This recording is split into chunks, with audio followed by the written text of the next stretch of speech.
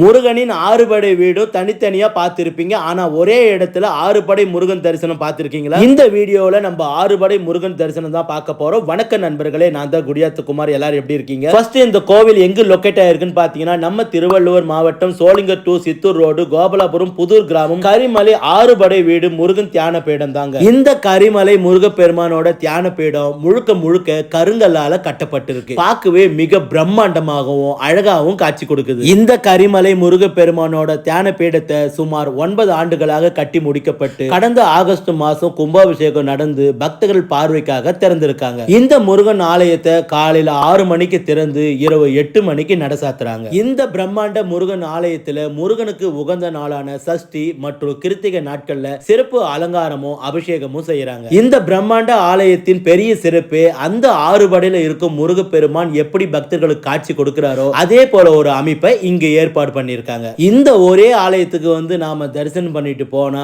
அந்த ஆறுபடை முருகனுக்கு சென்று தரிசனம் பண்ணிட்டு போன புண்ணியம் நமக்கு கிடைக்கும். நீங்க வேலூர் மாவட்டத்துல இருந்து இந்த கோவிலுக்கு வரணும்னா வள்ளிமலை பொன்னை ரோட்ல இருந்து சோளிங்கர் செல்லும் சாலையில கரிமலை ஆறுபடை வீடு தியான பீடம் அமைஞ்சிருக்கு. இந்த வீடியோவை பார்க்கும் நண்பர்கள், உங்களுக்கு தெரிந்த நண்பர்கள் மற்றும் உறவினர்களுக்கு இந்த வீடியோவை ஷேர் பண்ணிடுங்க. நான் அடுத்ததா இன்னொரு கோவில் வீடியோல உங்களை சந்திக்கிறேன்.